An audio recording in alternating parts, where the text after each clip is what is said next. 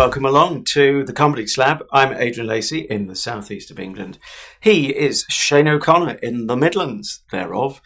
Collectively, we are, I suppose, the Comedy Slobs, and we put a different comedy each week, be it TV, radio, or something digital and podcast-like, onto the notional marble, to prod it about a bit, just see if we can get our cutting edge into it and make what we will of each comedy. And at the end of the show, we'll mark it out of 5 each, giving a score out of 10. But remember, folks, it's your vote that counts. So that's a bit of a callback, isn't it? Google it. I wonder what would happen if you Google that, actually. It would probably say, this is pre-internet, never heard of it. Anyway, before we go into our take on Blackadder Goes Forth, the very last episode of Blackadder, but not the very last episode of Blackadder itself, we've got a bit of comedy news for you. We'll get to what the very last episode... No, shall I do that now? Do you know the answer to that? What is the very last episode of Blackadder? Isn't it Back and Forth? It is indeed. And the amazing thing is, it's on BBC iPlayer as we speak. But why is that amazing?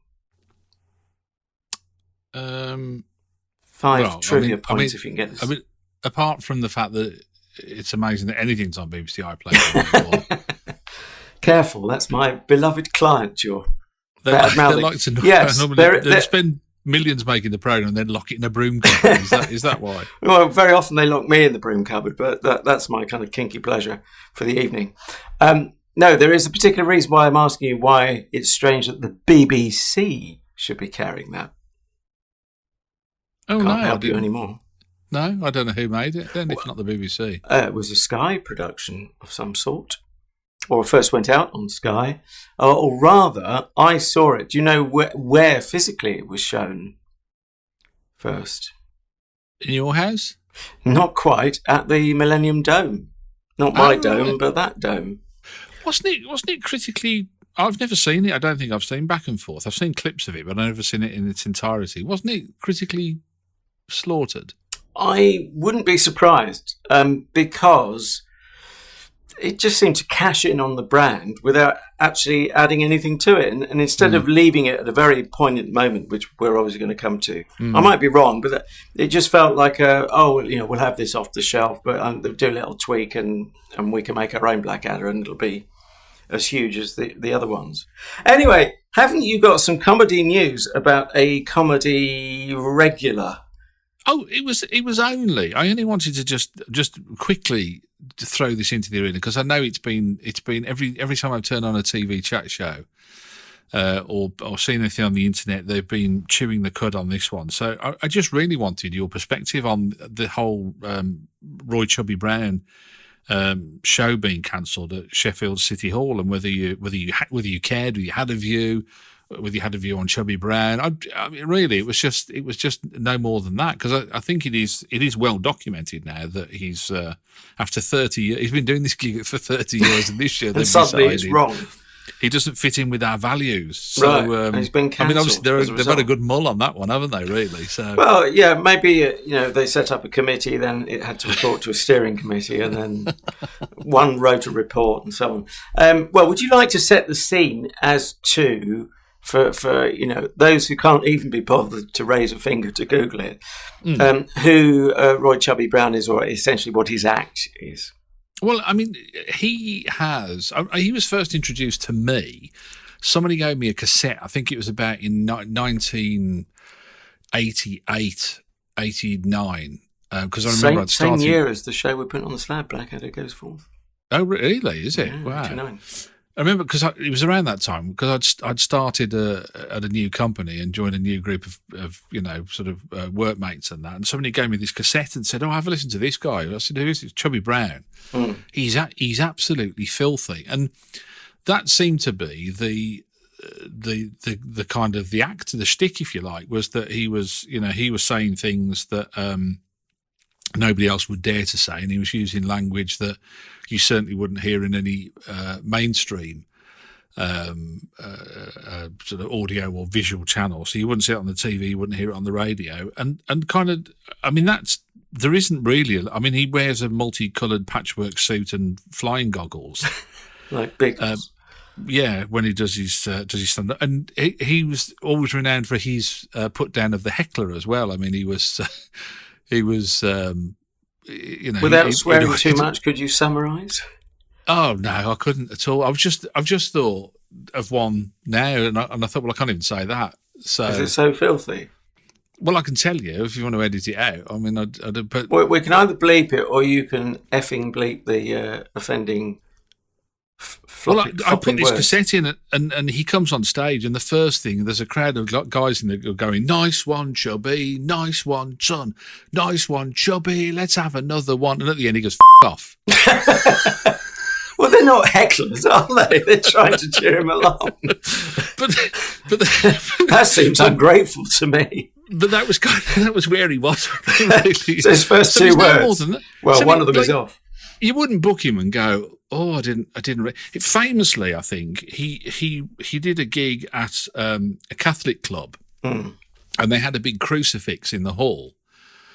And he came on stage and he said, "Oh, I better watch what I say." He said, "I saw what you did to the last act." and so, he was no respecter of man, religion, or anything other than that, really. And so, like I say, after 30 years of this and being well documented and knowing that that's what he was like, Sheffield City Hall have now decided enough is enough. I haven't seen the act apart from little snippets. I mean, we were just talking before we hit record about there was a documentary on him, wasn't there, a few years ago? Maybe ITV, maybe it doesn't matter who carried it. But so I've only seen those snippets in that show. Plus another one. I think we were referencing it on a previous Comedy Slab in the last few weeks about his appearance on League of Gentlemen. It was probably presumably when we were putting League of Gentlemen on the slab. And his appearance on live network news. And against all the odds, it appears to go well. Well, because they say, I mean, they played to his, like I say, that's what he's known for. And they say to him, he was the mayor, wasn't he? He was the mayor of Royston Vasey. Yeah. Because that's his real name, isn't it? Roy Chubby Brown. His real name is Royston Vasey. Which I guess was the cue to get him on eventually. Exactly. Yeah. I mean, that's why they called the town Royston Vasey, was after in homage to him. And of course, they said, you're on TV, it's live TV. Please don't swear, will you? Don't swear. Whatever you don't. No, I'm not. I'm fine. He said, I'm not stupid. I won't swear. And he does go through all the interview, doesn't he? Right till the very end. And your heart's in your mouth in a way, because you think it can't go. This is the League of Gentlemen. It cannot end well, can it? No. But yeah, I just have this discomfort. I don't know whether you feel the same, but I have this discomfort whenever we talk about, banning or no platforming or declining to take them up on their offer or whatever, however you want to dress it up. It always leaves me feeling uncomfortable because it's censorship, isn't it? Okay, be that as it may, if you want to read more about that story, you'll find it amongst other places at comedy.co.uk.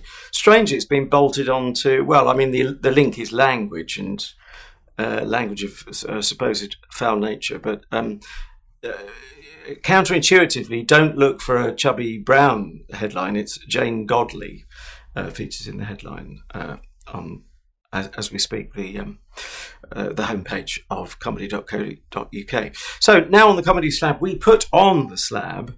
This is an odd one in the sense that, as I said last week, in setting the homework, and we set each other's homework alternate weeks. It was my week at the tail end of last week's show to set the homework for this week, both for you, dear listener, and for his nibs, Lord Shane of O'Connorshire. And the show in question is called Blackadder Goes Forth, but instead of it being Series 1, which troubles me now, it didn't trouble me at the time I worked on it, but troubles me now that it can only be Series 1 of 1 with that title. But hey, notionally it is Series 4. I know, really, because that's the fourth of Goes Forth. Anyway, so rather than go perhaps in at the ground floor, Series 4, Episode 1, we've gone for Series 4, Episode 6. And so we find ourselves at a very poignant part of the show. It sounds like I'm leading into the first of two audio clips. But before I do that, I must ask you how you felt when that went on the slab for the homework for your past week, Shane? Well, as always, I mean, this is one that I know so well, and I've watched so many times. I couldn't even begin to have a guess at how many it is, but it's always different when we slab it. It is always, isn't it? It's always different. So I kind of, knowing it, sort of feeling that I knew it so well, there's a little bit of hesitation there, because you kind of think, well, will I, when I sit down and I look at it critically, will it stand up to that scrutiny?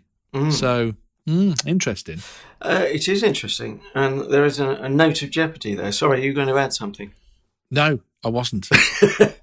Well, you just did. So I forced your hand. You fooled me again. You get me every time with that one. It's like a yes-no game. I was a guest on your show and you failed to control me. Oh, no, that's another show. Right.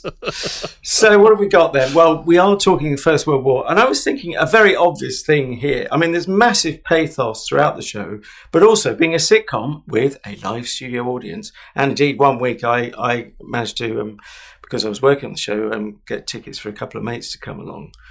I can't remember which episode I brought them along to. I don't think it was the first one. So anyway, I don't quite know where I was going with that thought. But the power of the show, I think, well, a lot of it is in certain assumptions that you're going to know the basics of the First World War. Would you agree with that? It might sound dumb and too obvious, but I think all of the 2, 3, and 4 of Blackadder, I think, does require a little bit of knowledge. Yeah, I think. And can I just say as well, because I don't want to ruin it for people. So if you don't want to know how the First World War ended, look away now. Look away now. For quite a while. Yes, preferably 100 years or so. Yeah, that would probably do it. But yeah, I think. But do you know? Or it could be that, and it's even easier now, because when this went out, you'd probably have to look it up in a book, wouldn't you? But like to look up a reference afterwards, or to read something about it afterwards, or to think, well, was it really like that, or was that a gag? Was something that I did? I can remember doing that. But I mean, you can do it on the internet. It's even easier. Yeah. Anyway, leading into the first of 2 audio clips, and before I've always likened my talking about my time at BBC TV Centre working on the sound crews back in the 90s and 80s indeed. I've talked about it as my equivalent to my dad talking about when I was in the war, but I really was in the war for this. We're all pretty much in the trenches. But before we get to that, let's set the scene with the first audio clip. And this is borrowing a trick from Shane's book. This is pretty close to the top of the show, so it's quite a good, useful scene setter. But actually, it's just about a minute or so in. And in fact, Rowan Atkinson as Blackadder has already set the scene that, not D-Day, but, the order to go over the top is imminent. So perhaps this isn't entirely a shock what follows.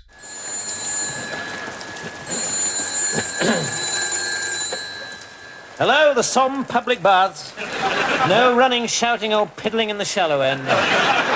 Captain Darling. Tomorrow at dawn. Oh, excellent. See you later, then.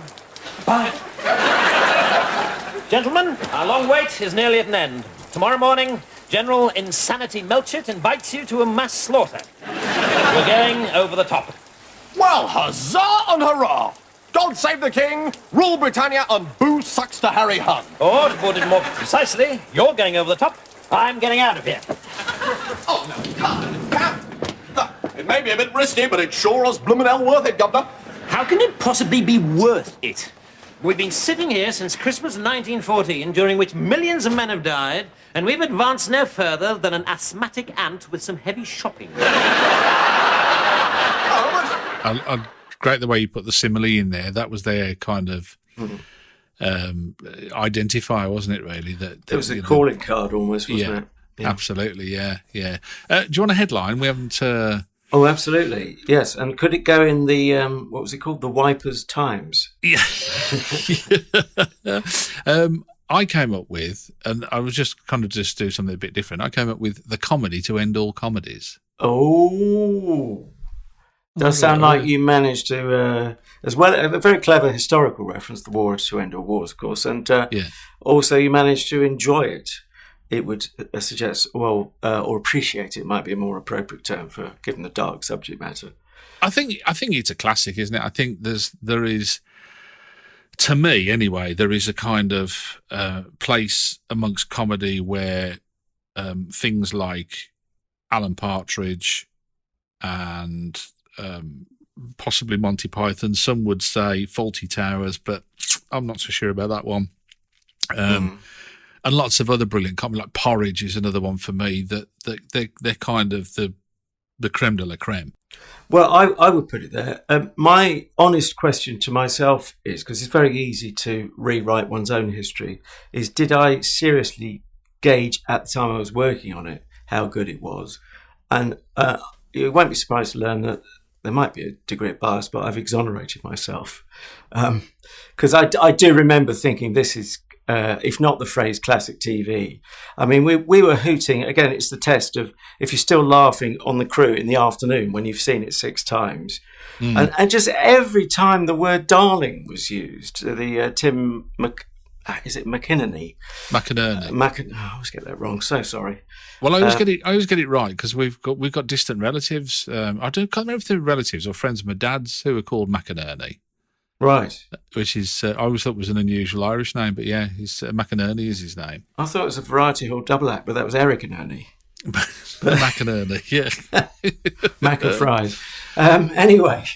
Well, the interesting thing about Captain Kevin Darling is that just call me Adrian. He was going to be called Cartwright. That wouldn't have had nearly as many laughs, would it? And Stephen Fry suggested calling him Darling. A work of genius. What do you think about Rowan Atkinson in this? Because it's interesting when you were talking about the 4 series, the first series, which was an absolute car crash of I mean, I don't actually have a copy of that because I dislike it that much. It's just weird. Yeah. But that was written by Rowan Atkinson, and then it was reworked and taken out of his hands, wasn't it? And it kind of left him free to be more of the actor than the writer and creator in a way. Although I know he created a lot in rehearsals and got that in, but stellar performance from him. Oh, absolutely. And we should say, although it's very tempting to assume everyone's seen it, we'd certainly like to recommend everyone to see it. But he led his own troop. I'm never very good with the different titles, but he's captain. So he's captain of a troop, is it called, or is platoon or whatever it is? Platoon, anyway, wouldn't it be? Yeah, I must admit, I'm a bit wishy-washy on the military terminology. Yes. Well, anyway, the point is, and they'd have to probably tweak the numbers anyway for fictional purposes, but he's got his own men, of whom Baldrick is one, and this is where one of the many clever things about it is that, well, firstly, you believe he's utterly disillusioned, and that's the convincing acting, but also a sort of strange push me pull you tension about whether he actually likes the men he's saddled with, and I suppose whether they like him. But you're in terrible dire straits that you just got to get on with it, haven't you? I mean, when you were working on it, you said about the sense that this is a fantastic thing that was being created here, but did you also get the sense that, like, as a viewer, you never really get the feeling that you never stopped for a moment and think, oh, this is in a television studio? The realism is palpable, isn't it? I mean, the sets look amazing. The rain is wet, the dirt is dirty, everything kind of fits in, and you never think, oh, that looks a bit staged or a bit wonky or whatever. There's no Fawlty Towers, wobbly walls, is there at all? Did you get the sense of that when you were working on it, Adrian? Well, I certainly remember the quality of the sets. What I was going to say about it was, No, I should try and answer your question before I go on to make that other point. Obviously, you've got a split brain if you're a technician, you're in a studio because you've got a job to do, and you're following the script. I was up on the boom. I couldn't remember if I remember some of the lines. I mean, a lot of people learn lines from TV shows. That's not unusual, but I remember to this day, but I think earlier in the series where I had to tweak my mic and swing across, call it swinging and panning and tilting for the mic, I can almost, sort of twitching, watching the damn thing, remembering where I've got to get across to Hugh Laurie for this line and then back for Baldrick, and mixing up my actors' names with character names, which I probably did at the time. But the thing I was going to say that stays in the memory that was very unusual was that it was built up, but you possibly work that out, because the only way to go down into a set is to build up, because you've only got the studio floor. You can't dig into the studio floor. And a lot of theatres have a trap, don't they? Deliberately, or if you have a panto where someone's got to be emerged from underneath. Studios do not have that. I can only assume, because you couldn't run cameras smoothly along the floor if you had that sort of trap. So the only way to get the equivalent of that, if someone goes downstairs, you have to build upstairs. And so you see them actually, and that's part of how convincing it is. You see a step up from their little dugout to the trench, don't you? And I think in that scene we just heard, I seem to have a memory of Hugh Laurie going out of the dugout, or this is happening all the time. Then you move between the trench and the dugout, and then the château for the General Melchett's rather comfy residence 35 miles away. I mean, the whole visual was great, but the one thing that struck me watching it with a critical eye was how much script there was, how many words are in this thing. It is very wordy, yeah. It's tempting to think, because your memory, if you haven't seen it for a while, you think, it's very visual and fizz bangs and all of that, and the things we're talking about. But it's very dense verbally, as you're saying. But not in a bad way. It's not impenetrable dense. It's like there's a lovely, and I thought, wow, that is so Monty Python. Hugh Laurie's talking about signing up and how none of his mates are with him, and he's saying, he said there was Jacko and the Badger, Bumfluff, Sticky, Drippy and Strangely Brown, Pitch and Mr. Floppy. And I just thought, that is just Python, isn't it? I mean, that is, and then Rowan Atkinson when he was doing his stand-up theatre tour, and he was doing the under manager. Yeah, under manager. Yeah, I saw him in Liverpool. At I suppose probably the white heat, the first white heat of his fame.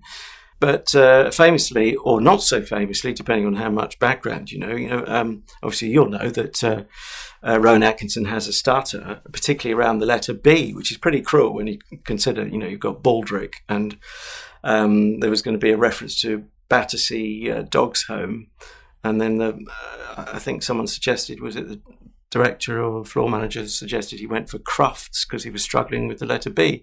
But there is a point where, and I may or may not bleep this, that's another B, he says bollocks, and it's the very pause while you could see his lips forming the word that I think gets a bigger laugh. It's quite strange, but he's turned it to his advantage somehow, or coincidentally it works, doesn't it? He has this theatrical way of saying words and turning words into something funny. Like when he does the wibble, when he's he's pretending to be, put his pants on his head and his pencils up his nose, and he's pretending to be mad, and all he'll say is wibble. But the way that he says it I remember at the time, I remember watching it, I remember talking to my mates in the pub afterwards, and we were all, we'd say to each other, wibble, and roll about them. I mean, all right, with alcohol, it's even so much funnier. But it wasn't, as Frank Carson used to say, it's the way he told me, it's the way that he says it. And he even uses that problem that he has to great effect, because people think he's actually turning the word into like a comedic sound. The thing that struck me, it was before the clip you played, but almost straight out of the gate, They do a physical gag. They're not afraid of a bit of physical comedy. Where is it? George offers Baldrick a cigarette. He says, "Cigarette." And he went, "Oh, thanks very much," and then he eats it. Yes. And I thought that's quite interesting. That I didn't remember it for its physicality, but there was and Melchett at one stage punches Baldrick in the face. Oh yeah. But I don't. When I remember it for the words rather than any physicalities. Quite interesting. Yeah, well, I guess those are the gags you can do down the pub as you're referencing the words. If you start punching each other, you might get taken out of the pub. Or eating cigarettes is probably not so pleasant when they're not theatrical, sugary confectionery cigarettes. Yeah. Just before we play clip number 2 of 2, I was going to ask you, were you surprised if you clocked them? And I know how closely you watch, so I'm assuming you did. The surprise in the opening credits, who gets credited where and when?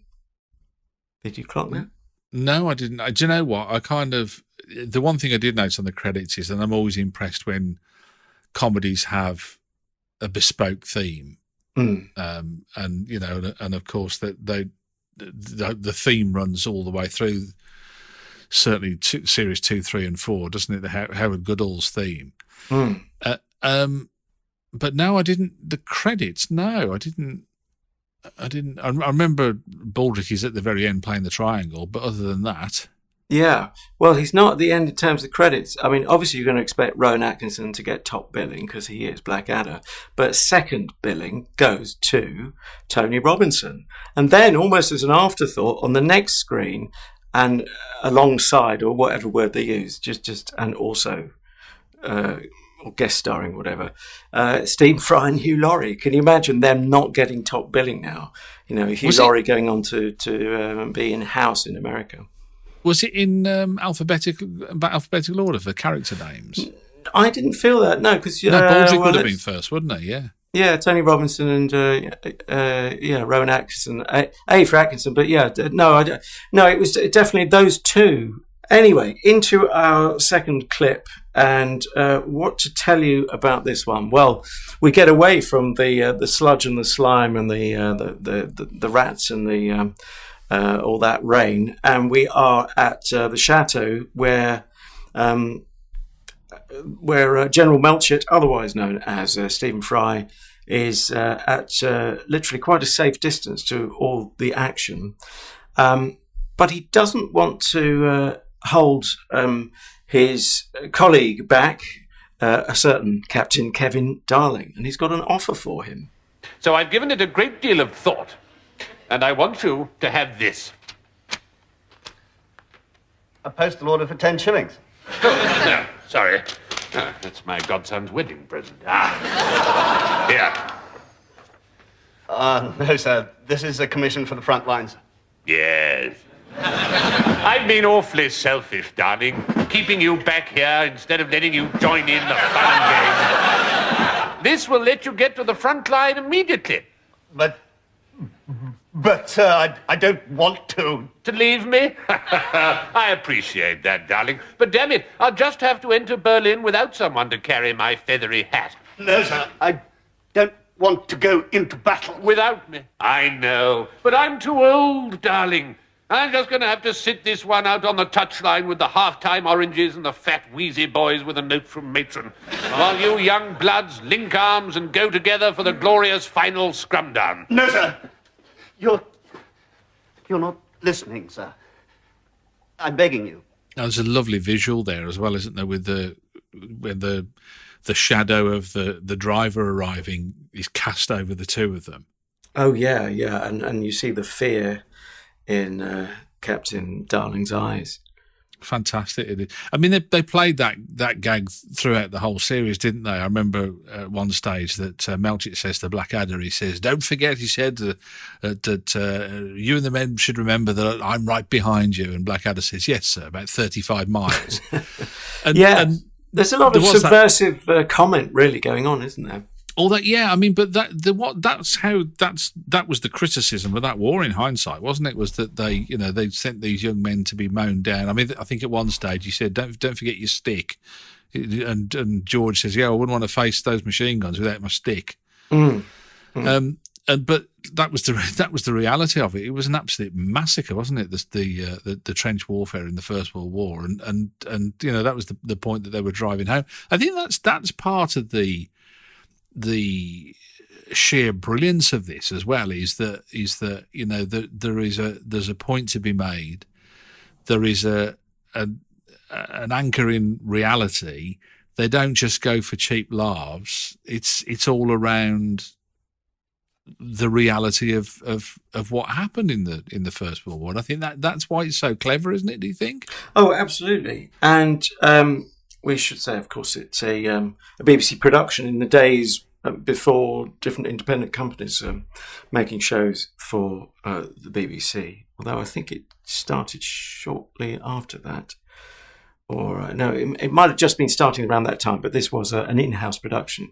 What I was going to say was, what would you make of it in this age where you've now got the choice, and yes, I'm going to use that term, to make a smile com without a studio audience, thereby releasing the pressure on the writers to have, quite a high gag rate, even for a serious topic such as this. I mean, it doesn't get any more serious, really.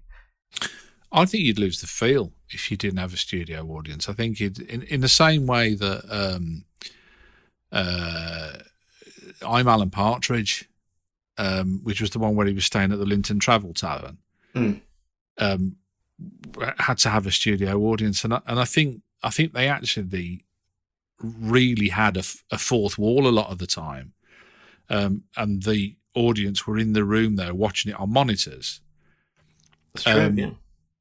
And without that, I think it'd be a completely different animal, don't you? I think so. Well, I think it wouldn't have as many gags, and they might think, oh, well, we can crank up the poignancy. But actually, arguably, the poignancy is stronger because you've got these silly, at times, very silly jokes. At other times, they're very biting, aren't they? It's satire at its strongest. Yeah, I mean, the poignancy, less is more, isn't it? I mean, that's why it works, is because it's not overplayed. Yeah, it's an incredible mix, and you could go through it line by line and say, oh, they've moved from trivial stuff here to desperately serious stuff there, goes for a while without any laughs at all, and then it comes back with some silly thing, he's got pants on his head. But that itself, while silly, is a reference to, it's a sort of catch-22 thing, isn't it? Declaring yourself mad to try and get a discharge. Yeah, and then, of course, it goes full circle when he phones up Field Marshal Haig and asking for a favour to be released. And he said, look, I'm only going to tell you this once.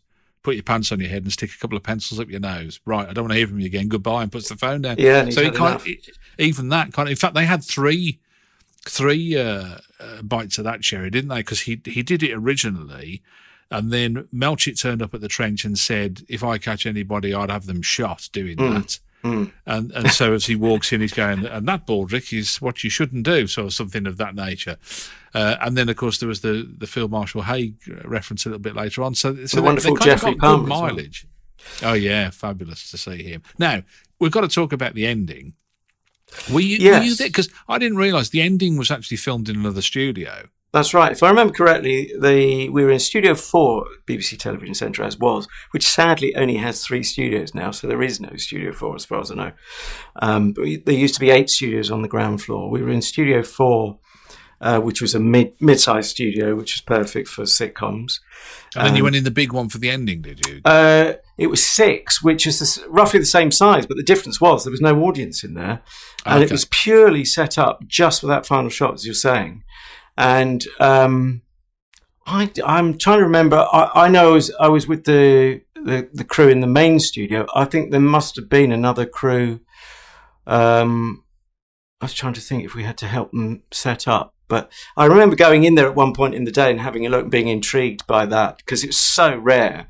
I can't think of a single other time we'd use 2 studios for a sitcom. Very occasionally you'd have a second day if certain things were more complicated and there was physical humour that needed pre-recording so that it went right on the night, as it were.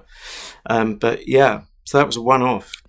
I mean, the whole thing, this is when they finally go over the top and they tried to capture that and do that justice, and it nearly all went wrong. I was looking at an interview with John Lloyd, and he said at that point he said it was one of the lowest points in his television career, thinking that he'd gone through all of this and then screwed up the finale.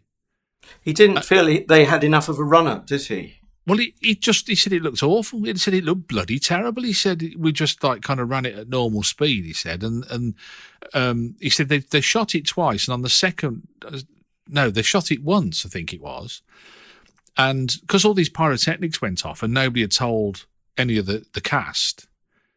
And you can actually see it on YouTube. You can actually see Rowan Atkinson. He's really upset. And John Lloyd said, not to put too fine a point on it, he went on strike. He said that you could have killed somebody there. This is just ridiculous. It's not safe. And they all left and they went, well, what are we going to do with this now? And apparently it was Chris Wadsworth, the tape editor, who said, well, should we slow it down and see what that looks like? And then somebody said, well, should we slow the soundtrack down as well? And then I think it was John Lloyd's PA said, well, shall I go to the library and get some poppies and we can mix? And it's really weird because he said, by the time we'd finished it, he said, I didn't feel like we had the right to own it because it was all completely serendipitous. You know what I mean? It wasn't, it was nobody planned it. He said, I thought I'd muff the whole thing up completely. But just shows, I mean, there is a classic phrase in TV, we'll rescue it at the edit. But that's what they kind of did. Yeah. But I think the thing was, it was never quite as bad as it seemed. But John Lloyd, as producer, would be at that level an absolute perfectionist, wouldn't he? It was. It looked awful. At normal speed. Yeah. Well, there just wasn't enough of it to do anything with it.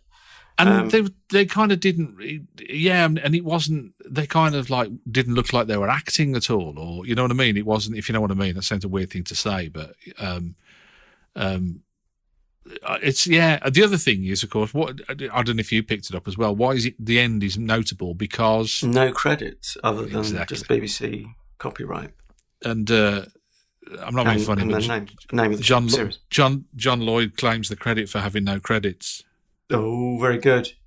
Because I hadn't remembered that. I do remember watching it as it went out because, of course, that was the first time I saw it as a final thing. I'd only seen... I'm pretty sure they must have shown what was going on in Studio 6 to the audience in Studio 4, even though clearly there's no laughs in them going over the top.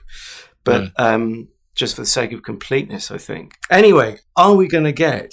like one of those moments on Strictly Come Dancing when they go for the top score. Be honest. There are a few things that kind of ruin it for me, and there's the whole Baldrick shtick where he's making the coffee. Okay, I had fond memories of that, but hey. And there's a couple of bits where he's talking about milk, but he's using his own saliva, and I'm thinking, but saliva wouldn't look like milk in a coffee, would it? And then there's Darling literalism, says, then there's literalism. Yeah, and rather than saying like a cappuccino, he said, can I have some of the brown stuff on the top? Instead of saying chocolate. Saying chocolate. There was a feeling that kind of it was, there's a lot in there, and I'm being really, really, really, really picky now. You are. With things like that. And gonna have to put the clock on you. Okay, and the other thing is where they're talking about the German Empire consists of a small sausage factory in Tanganyika, because we actually seized Tanganyika from the Germans in 1916. So, terrible faux pas historically. It would have been in our hands then. So, if you're going to do your history, you've got to get it right, haven't you? Really, but I had no idea you were an old colonial. But yes, okay. Point taken. So, your score out of 5, please. I'm tempted to give it a 5 because it is class. It is class. There's no question about it. I'm hovering between a 4.5 and 5, and I'm not going to help you. I don't know whether I'm just kind of being a pedant if I say 4.5. Well, it wouldn't exactly be out of character, but do it before one of us dies of old age, preferably. I'm going to give it a 5. Go for it. You only live once. You do. It's a bit of class, isn't it? I mean, there's It is. I hadn't actually got that far. I knew it would be a generous mark. I'll go on then. I'll give it a 5. Very fond memories. I feel very fortunate. And as we were saying last week, as I'm often saying, it's the show I'm proudest of working on. And it's the one I can guarantee, if someone asks me what I've worked on in the past, they can come from anywhere in the world pretty much, anywhere in the Western world certainly, and pretty much any age as well. And there's a very, very good chance they'll know what I'm talking about. So, hats off to the team. Here's the power of it, is that I'm proud that you worked on it. Do you tell people at all those posh dinner parties you go to? Oh, no, seriously, I am. I'm proud that you worked on it, because I think it is a huge thing to be part of. I think it's, whatever your work is, it's, and they've all said that, it is a team thing, isn't it, with this? Yeah. But yeah, I think I'm pretty cool. I think it's pretty cool, mate, to be honest with you. Well, can I just say, I'm proud to work with you, darling. Oh, sweet, you don't. Kevin, darling. Blackadder joins the 10 out of 10 club. Oh, yes, the mile-high 10 out of 10. Wow, what a whopping figure. But how the hell are we going to follow that next week? Well, I chose something for you this time around. I don't know if you're aware of this, but I don't want it to all be about you, but I kind of think it's something that we've not touched on, a facet of you. There's many parts of me, mercifully, you haven't touched on. Well, I wouldn't without some marigold, I tell you. And I saw this, and I thought, I was looking through my collection, thinking, what can we put on the slab for next time around? I thought, oh, yes, because I don't really know it at all. I don't think I've ever listened to it in its entirety. Yeah. But it's back to radio. Mm-hmm. Alistair McGowan. Oh, sounds good already. 15-minute episode. He's not doing impressions. 15-minute episodes. Ringing some fake bells. So this might have been the Wednesday night slot, as was. I don't know. But a sort of comedy where he 7 of 1 type thing where he plays different roles? No. Oh.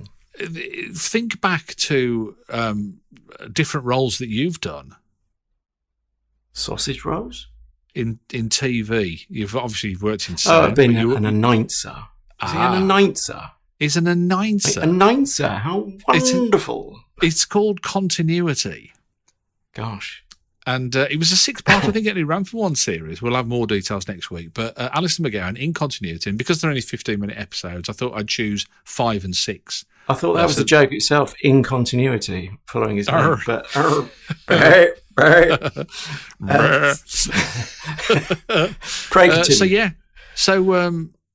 Continuity for next week with Alistair McGowan, episode 5 and 6. It does have a place. It does have a little corner of the BBC's sounds or whatever they stick radio on there. But unfortunately, guess what? Not available at the moment. No, so I'll go on the hunt and see if I can find it anywhere else, whether you can buy it or get hold of it if people want to have a listen. Good luck, sir. Fantastic. I look forward to that. Super. Do you want to say which platforms we're on? Oh, yes. We're on station announcer. The sparkly blue ones today. Suit you, sir. Suit you. You can get the Comedy Slab on Spreaker, Stitcher, iHeartRadio, YouTube, Spotify. I mean, there are more. We tube, they tube, you name it. We all tube. I won't bore you with all the details, but suffice to say, if they ain't got us on, they ain't worth it. That's all I can say. I talked to all my mates, Jocko, the Badger, Bonsclough, Sticky, Drippy and Strangely Brown, and they all agreed.